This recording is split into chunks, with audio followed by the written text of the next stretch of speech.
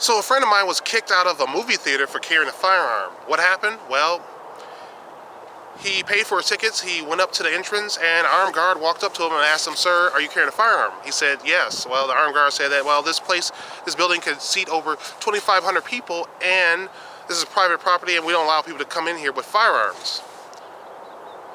What went wrong? Well, for one thing, I'm not sure the multiplex actually had a capacity of 2,500. In Michigan, you're not allowed to bring a firearm into gun-free zones, even if you have a CPL, a CCW. These places include schools, they include classrooms and dormitories of college campuses. They also include hospitals, and they include entertainment facilities that can seat more than 2,500 people. Well, there's really no information online that I was able to find of the actual theater having more than 2,500 seats, and frankly, there was no signs posted outside the building stating that the building could seat more than 2,500 people. There was no signs stating that no firearms were allowed in the building. He was printing. By printing, I mean you could see the gun sticking out of his shirt. Well, the lining of the gun in his shirt. And when you're wearing white, he was wearing sort of a tight-fitting white shirt. And when you're wearing white, printing sticks out even more. The contrast between the white and the linings created by the printing is even deeper than normal. So they obviously saw the firearm, and he carries an outside the waistband holster just like I do, a Serpro holster, which I love, but frankly it's not that great for concealed carry. You have to wear a jacket a lot of times, or you have to wear loose enough clothes so they can cover it pretty easily. I haven't had an issue out of it. I think one person recognized that I had a gun one time and said something, but you know, he wasn't against guns or anything. It's something you have to think about if you're going into an area where there's going to be a lot of people. You know, I make extra careful. I'm extra careful to make sure I'm not printing when I'm in those type of areas, and that my firearm is concealed enough, you know, so that I shouldn't be able to deal with any issues. But you know, you also got to make sure you're not going into a gun-free zone anyway. You know, that's something that you have to think about. You know, when you carry a gun, it changes every aspect of your life. Well, you have to think about, okay, am I going to do this? Can I go here? I have a gun. It's something you have to think about. I carry a gun everywhere I go. The way I see it, if I'm not allowed onto your property with a firearm, I don't need to be there. And when you're carrying a firearm, another thing you have to understand is that private property means that they have the right to ask you to go at any time. And if you don't, you're guilty of trespassing. And they can call the police and they can take you away.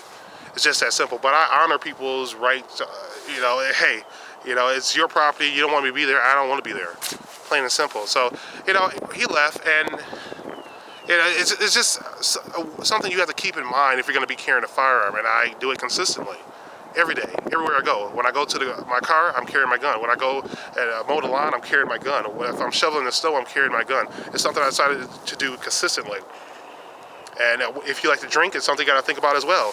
Weapons Education did an excellent video on YouTube about guns and alcohol and how they don't really mix. Great video, great commentary, great story. I highly recommend you check it out. I actually put a link below. But guns and alcohol, I don't drink, period. It doesn't mean that you have to go without drinking. I know people who own guns who also drink as well, but you know, they make a conscious decision. My friends, they make conscious decisions that if they want to go to a restaurant, you know, if they want to drink, they don't carry a gun while they're drinking. Plain and simple. There's liability issues there. If something happens, even if you're helping somebody and you shoot somebody and you have alcohol in your system, that can complicate things.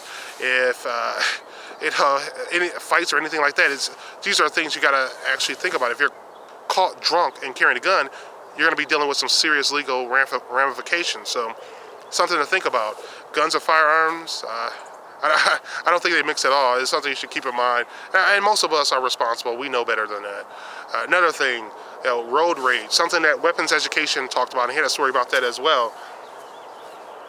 We can't be doing that. We can't. For me, I feel like I avoid conflicts. I avoid fights. I have no problem walking away, because when you're carrying a gun, it changes everything. If you get into a fist fight, somebody gets a hold of your gun, they can kill you with your own gun.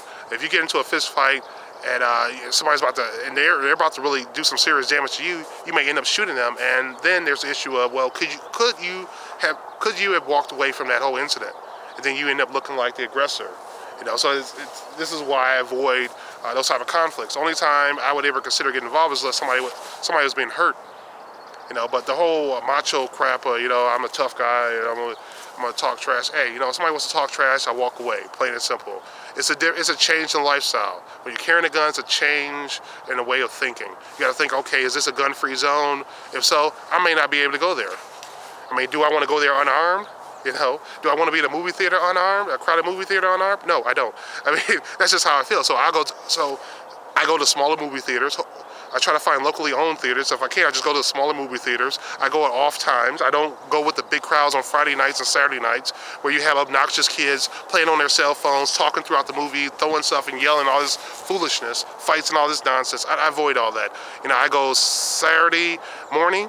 I go maybe Sunday afternoon. Just a better time to go.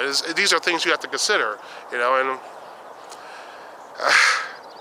this is part of the lifestyle. It's a lifestyle change, so it's something to consider if you're going to get your CCW, your CPL. I recommend that if you do get it, you try to carry consistently. I'll put it that way, you know, because anything can happen at any time. So thank you for watching. Thank you for listening. Please share an incident where, you know, somebody was asked to leave because they had a gun, or maybe they were open carrying or whatever. Thanks for watching again. Don't forget, the future belongs to those who prepare for it today. Bye.